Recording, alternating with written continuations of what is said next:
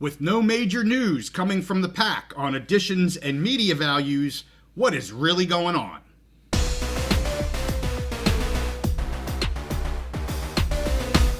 Conference realignment is always in the news, so we're back on the Big Mountain to keep you updated. Hey, welcome back to the Big Mountain. I am JY, and this is my good friend Steve. We have a PAC update for you. I'm going to start with just some of my opinions of what's going on or maybe isn't going on right now. And then I do want to get into additions. I want to get into media, not so much valuations, but partners. Some news has come out there as well. So give some of my opinions here first, hear from Steve, and then we'll get into those things. Speculation just reigns rampant right now as far as the PAC is concerned, as the fans, the reporters, the school communities are all waiting for some actual news from the conference. And we're getting a bunch of rumors and speculation. And, I'm trying to put some things out on X, Steve, from reporters. Again, they're not sourced, but just trying to little inklings of what in the world is actually happening, kind of behind the scenes, because it's been very quiet. With the conference giving no real news, no real press releases, no real reporting for several months, fans here are left wondering what's happening. Some take a positive approach to that, kind of the silence of that, and, saying that they're tight-lipped. The conference is super tight-lipped. There's been a non-disclosure agreement being floated around, so they can't say anything. They're doing, what they are doing is being done the right way. You don't want to have leaks. And they need their media value first. That's what they said they want to do, and that's what they're trying to do. They're working with Octagon. They're going out to market. They're listening to all that. So that's some of the positive stuff that I'm hearing from some of the fans, some of the reporters and whatnot. Some others here are saying, there's no real potential ad leaks. We haven't heard anything on that. Maybe they don't have anything. They're well below their hopes, kind of their high hopes of what their media ranges were. They have limited public leadership right now. No news going out. The little nuggets that we do get, we're trying to piece together and determine what's going on. So it's just a lot of speculation. You can certainly tell where people are either pro-PAC or anti-PAC from the way they read this. I believe the reality of this, Steve, of course, is kind of in the middle. You've got people way over on the one side, people way over on the other side. I'm going to be kind of in the middle of where I believe things really are. I'm probably going to lead a little bit towards the negative side, and I'll get into why here. In my opinion, given all this time that has kind of gone on, I think if they had some sort of good news, a little good nugget news, they probably would have at least said something right now. Yes, some of the ADs are speaking. Yes, Teresa Gould has given some different interviews and things, kind of saying the same types of stuff. We heard some of that from Garrett Classy when we had him on here early in January with Fresno State. But, I would think given just the uneasiness that is out there, just a little direction would probably be a little bit helpful, I think, coming directly from the conference. So, the quietness right now for me is just deafening. And it's not because I want something to report, a pod for us to do. It's a little concerning. And, Steve, when there's a lack of direct news from the sources, direct, dare I say, leadership, chaos and noise and speculation, they just kind of reign. And it's not a good thing. It doesn't really help anybody. So yeah, I'm being a little bit negative there. I just think, the PAC could maybe be a little bit more proactive right now in making sure their brand is as elevated as they want to be. I'm just not seeing that to a degree that I think would be necessary. PAC reporters right now, Steve, they're trying their best to keep things positive. We see that from several reporters that follow the PAC-12. However, even they are kind of lowering expectations, and they have been doing this for a little while now. I've been saying that it really seems like the expectations here have gone down a little bit from certainly where they were, back 4 months ago when they were really going heavy at the AAC schools, really high hopes of the media values. Again, getting tampered down here by some of these reporters here over the past month or so. I mean, Steve, even now we're talking Nevada. The University of Nevada to the PAC. To me, that doesn't make any sense. I'm going to get to additions here in a little bit. I'm a little surprised that some of these reporters are bringing up Nevada right now. It seems like, again, there's conversations about the AAC 3 or 4 were decades ago, like a long lost memory. And wow, did that even actually occur back only a few months ago?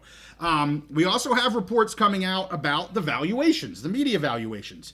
Many are at the beginning here to coalesce around the range that I've been using for many months, and that's the 8 to 10 million range. I know John Wilner put out some information. He said 9 to 10. I know some people say, oh, Wilner's never been a PAC fan. Oh, that's not surprising. Okay, but the more I see reporters, and he's not the only one, there's been several other people opining on this, it's closer to that $8 to $10 million range that I've been talking about for quite a while now. So we'll have to wait and see what happens. Again, respected reporters talking about this. Also, one that I just put out the end of last week from a very respected reporter saying both ESPN and Fox are not interested in the PAC. I had heard about a month ago that ESPN was actually looking to fill these later time slots. That was the one slot that they did kind of want to fill. So I kind of thought, well, maybe ESPN and the PAC, there may be something there. But again, a respected reporter saying ESPN and Fox are totally off the table for the PAC right now. And I really just found that very interesting. And as we know, when you're going out for bid, the less competition typically means, it could mean, I shouldn't say typically, it could mean lower bids. You want a lot of competition. You want a lot of people bidding for you. So it's driving the market higher. Limited competition could, I'm not saying it will, but could drive those bids and market lower.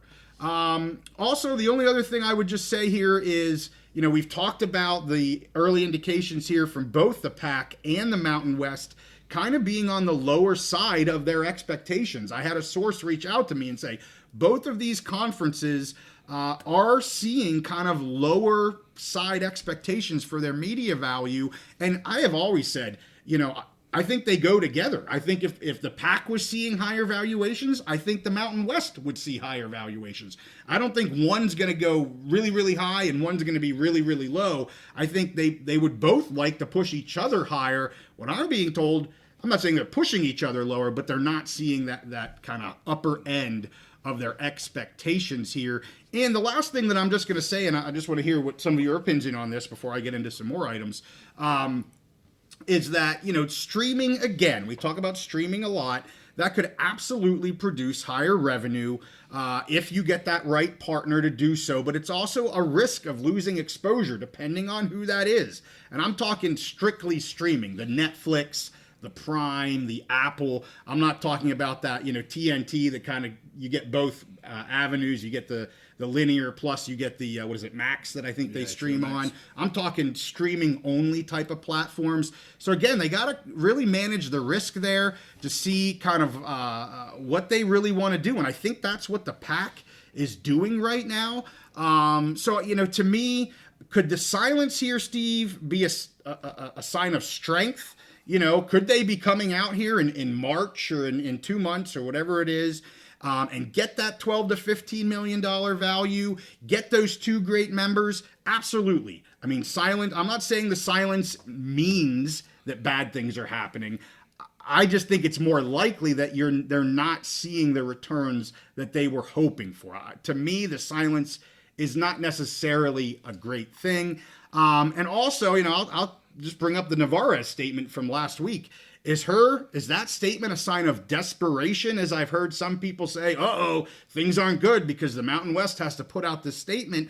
Or is it really a sign of strength? They've already added the members. They're going into negotiations with media partners. I have seen and been told that both of the current partners, CBS and Fox, are both interested in the Mountain West. So, again, I think it's a greater sign of strength that Navarez is putting that out, setting the record straight. But I could be wrong. It could be a sign of desperation. That's my opinion on reading how this is, Steve. What are your thoughts?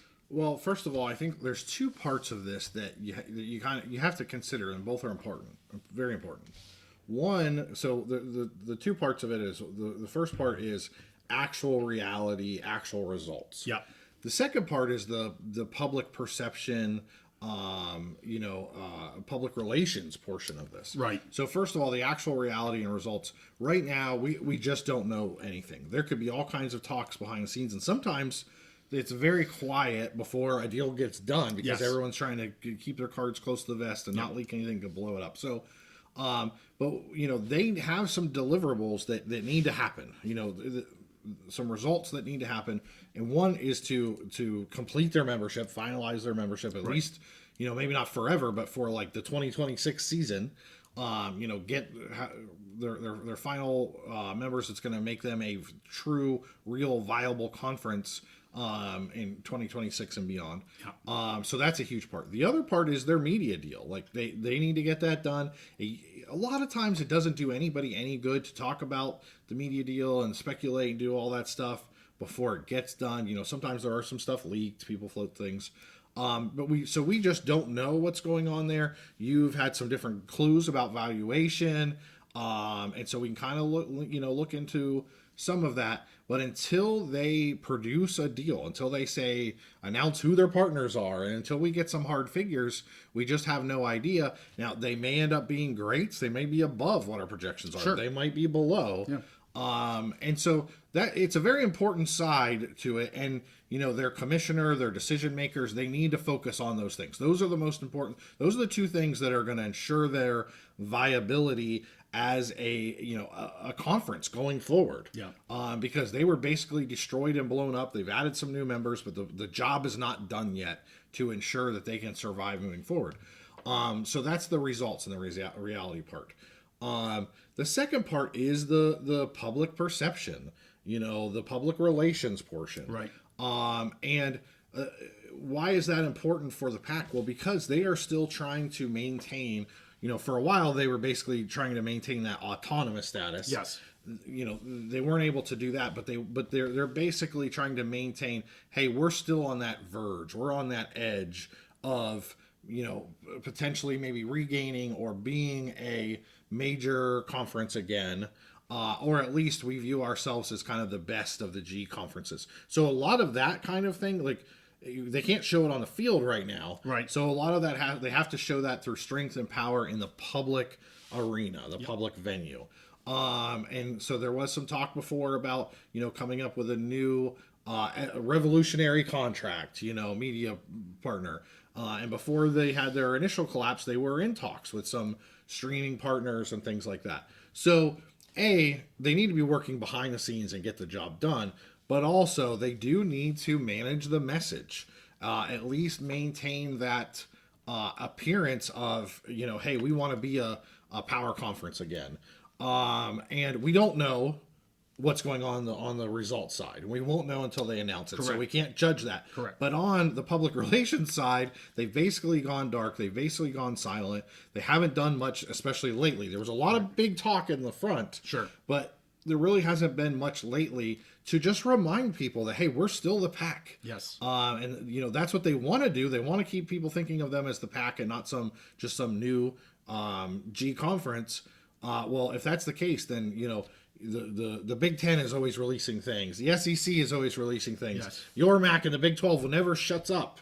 He's always keeping the Big 12 in the news. The ACC is renegotiating their deal, and we're hearing that they're extending with ESPN. Yeah. But we're hearing nothing out of the PAC. So I think it's definitely distressing, and if you're a fan, you kind of have to be worried of why are they not doing more to manage the public relations aspect. Now, a week from now, if they announce who their new member is and they got this great media deal, everything is going to be okay. But the longer we go on with no results and the conference not really making an effort to manage the public perception, the worse it is.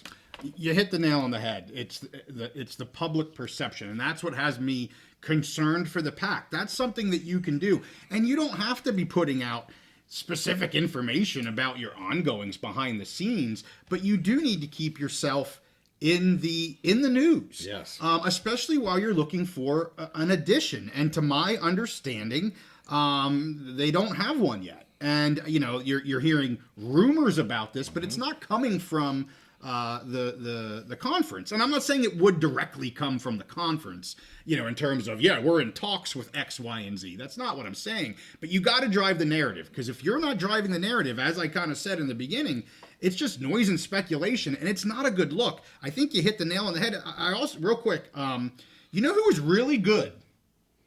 We talked about this individual many a times. Okay. Really good about keeping the PAC in the narrative. Really good about making sure weekly they're in the narrative. We're gonna continue. We're gonna move on. President Schultz. Oh yeah. He was retired. the drum banger for the PAC, for Washington State.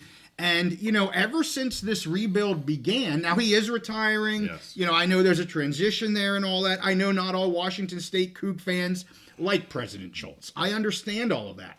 But he was the main reason the PAC stayed in the headlines. He was doing interviews. He was, again, not with specific data, because they didn't have specific data, but you could report on a decision maker. And there is some of that, but certainly, in my opinion, not enough from the decision makers, and absolutely not enough from the conference to better define what they're doing. And I know, I hear from PAC fans a lot. They have to be quiet because we're going to get a media value. They said that 4 months ago. Like, something's got to be going on. I mean, I follow them on X, Steve, and I don't get, and maybe I'm missing them. There's not a lot of PAC-12 tweets going on right now, right?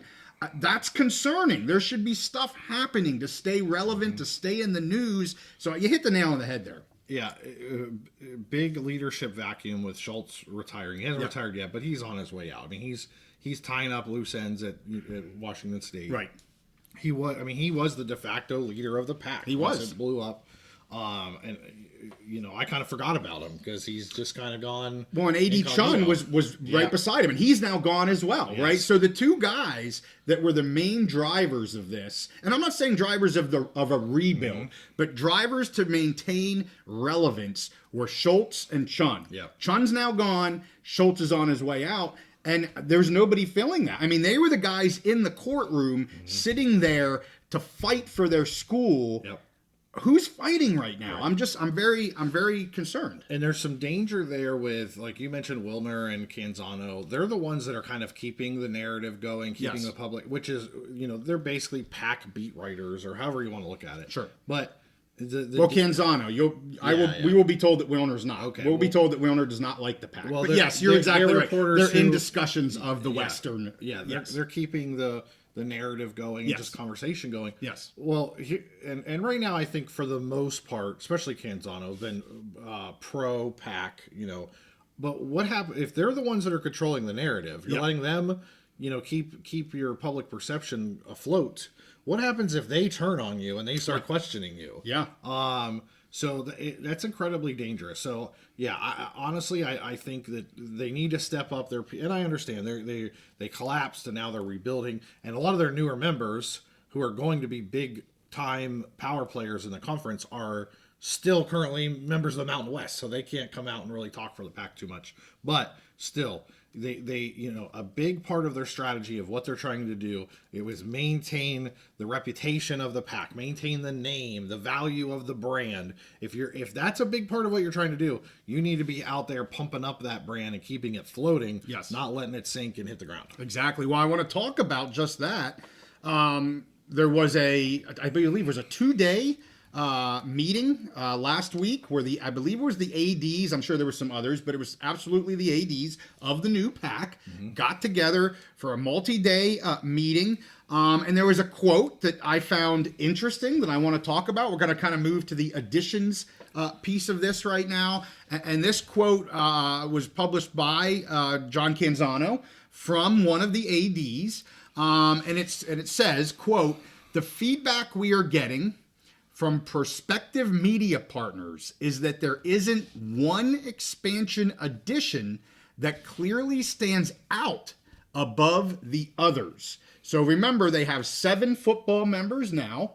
What this AD is saying, at least in this quote to John Canzano, is that there's not one other member out there that we're going to need to add that really is going to move the needle. And so I say that A little bit, I'm a little puzzled by that. So I want to break this down into two pieces. The first, I just want to say my opinion is I'm a little puzzled by that because to me, I certainly don't think Memphis is necessarily equal to UNLV, to Texas State, and to Nevada, who we're talking about, right? And I'm talking media. You know, the AD was talking media value. He's not talking about how well they perform on the football field or what their budgets are. That's not what he was talking about. He's talking about media value. And that doesn't make a ton of sense to me. There's absolutely going to be a difference depending on who they're looking at. And then also, I just want to say, like, for anybody that's hoping for Memphis, that quote wouldn't make me feel real good that Memphis is going to be your 8th member. They haven't been high on my list for quite a while, but, you know, that if you're a Pac fan that thinks you're getting Memphis and Tulane, that quote, I think, you know, throws some cold water on that idea here right now. And, you know, we already know they've been turned down once. Memphis kind of turned down the Pac once. And if the media partner's saying, let's just assume Memphis is one of the ones he's talking about, Memphis doesn't bring any more money to your media deal. Like, again, that's puzzling to me. And maybe it's just because they're like, hey, we're giving you a quote, we're giving you a bid for an 8 or 9, whatever they want to be, 8 or 9 member football conference. And here's what it is. We already know you're 7. And quite frankly, we're just bidding for time slots at this point. I'm not bidding for a Memphis. I'm not bidding for a Tulane, a USF. I don't care who it is. I'm bidding for time slots of your games. That's it. So again, it's to me, Steve, and I want to hear your opinion on this. It's really throwing cold water, both in terms of I don't understand how Memphis isn't more valuable than Nevada from a media partner standpoint, and throwing cold water on the fact that Memphis is even an option right now. Yeah, well, one, you know, there was time frame where Memphis, Tulane, and I think maybe people were talking about like USF trying USF, they chimed in UTSA as well, 3 and 4. Yeah, I think basically, you know, Tulane and then anything east of the Mississippi to me is just out. I don't know that they're even pursuing them anymore. I think the trail has gone cold. Right. So my guess is, you know, they're looking at some of the Texas schools, they're looking at Nevada, UNLV, whatever. So I agree with you. As far as if you're a Pac fan hoping to get Memphis, I don't feel good about that right now. No. I would handicap if Memphis was going to jump to a conference right now, I would say much more likely that they'd hold out for an ACC spot than jump on a Pac spot right now. But I want to go back. We did a great episode with Bob Thompson. Yes. Former Fox executive. He basically created the Big Ten network. I mean, lots of experience with all this stuff. And he kind of told us that basically when they would go into negotiations in general, unless you were talking about some major mega brand, a Notre Dame, a Texas or whatever, that they didn't usually get too involved with that. Now, in this scenario, you're trying to build a new conference. Right. So you want some feedback. Right. But I think you're on the right track with this conference is what it is. They've they have 2 kind of leftover power programs in Washington State and Oregon State that were kind of lower on valuation, TV valuation of power programs. And then, you know, they've already pulled in most of the value, and forgive me, Mountain West fans, most of the really high value Mountain West targets. Maybe they get UNLV, maybe they don't. But I think probably you're more on the right track where whoever's looking at them is looking to fill some nighttime inventory. Right. They've already got basically what they're going to get. The rest is just going to be fill-ins. Yeah. And, you know, they're trying to squeeze, the conference maybe is trying to squeeze a little bit more value out of a fill-in. Right. But probably their media partners are going to say, you know, we're not, you know, between, let's say a Nevada, let's just say UNLV's not an option because they already turned them down. So let's say between a Nevada and a Texas State, then that media partner is saying, you know, we're having you fill in evening time slots. There's not much of a difference because we just want to fill these time slots. We want to fill this inventory. I think that's probably more on the right track to that. But I agree with you with your first point that if you're a Pac fan and you think you're getting Memphis or anybody or Tulane or anybody east of the Mississippi, I would just throw a lot of cold water on that for now. So at this point, they just need to finalize their membership Yes. and get a media deal. What Yes. they can now, even if it's not where they want it to be, if it's enough to just let's get our viability, let's establish ourselves again as a conference. Let's play some ball on the field and see what we can do with these new members. Right. And maybe take a shot at it next time, even if we don't get everything we want this time. Well, let's look at the power rankings for editions. I do not have any movement since our last episode when I did move UNLV, so Texas State still stays in that column alone as they are in ongoing negotiations with the PAC. I'm leaving UNT, UTSA, and UNLV as football members in the possible column. And then I have Memphis Tulane over there on the far, far right in the unlikely. I'm not going to take them off yet, even with what we just said. It's just confirming what I've already known and already assumed, that they are very unlikely, but I'm still going to have them on there. Two schools you don't see on our rankings. You don't see Nevada. I don't think that would happen. And you also don't see Sac State. I do not think they are at all a target of the PAC right now for 2026, maybe in the future, but certainly not for 2026, 2027. The only other thing I want to talk about here, Steve, before I get to the potential media partners, just a real quick nugget on that. I want to talk about a merger, because I got people all worked up on X at the end of last week when I put out this possibility of a merger. So I want to be very clear. I do not believe a merger is likely or probable in any way, shape, or form. We get a lot of comments on these episodes. I don't know why they just don't merge. That's not really in the cards. It's definitely not in the cards for the PAC. They left for a reason, and they are going to continue down that path for that same reason. So while it's not likely or probable, it is not 100% off the table. Again, this isn't JY saying a merger is going to happen. This is JY saying, I have been told that a merger is still in discussion. Now, it may be in discussion by one side, hoping to get the other side's ear a little bit more, but it's not 100% off the table. So I want to be really clear about that. The odds aren't zero, but the odds are unlikely. Last thing I just want to say here is, in terms of media talk partners, I talked ESPN and Fox. Good reporting saying they're off the table. This leads me to believe we did a media show, was it 2 or 3 weeks ago, Steve? And I believe the two that I said were CW and TNT outside of streaming. I still continue to believe those are going to be the main two partners here for linear. It's CW and possibly TNT. I think that's where they're headed. And then we'll have to see what they do with streaming. I really don't know where that may go and how much may go to streaming. But I said it 3 weeks ago, and it's still the same. CW, TNT. Any final thoughts, Steve? Yeah, I think that makes total sense. And if they can get something locked down with those media partners, I think that that's a good spot for them. Yep. CW keeps them on the TV dial, the over-the-air, yep, and at the top of the cable guide right there with the other big networks. And both you and I were really impressed with TNT this year, yep, the coverage they've done with the Mountain West.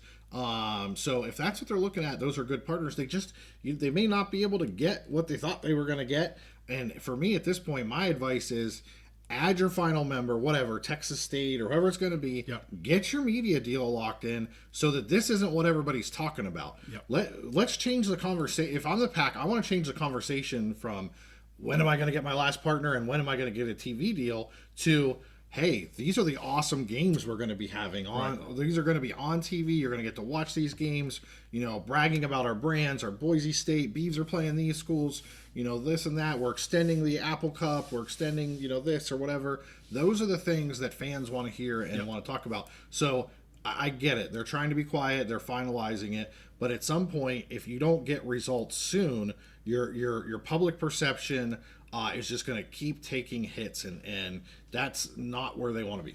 Well said. With that, we thank you guys watching this episode. We stay on all things Mountain West, Big Ten, and the PAC. Live episodes Wednesday, 8:30 Eastern. Would love to have you join us. Make sure you give this one a like. Subscribe if you like our content. We'll see you all next time on the Big Mountain.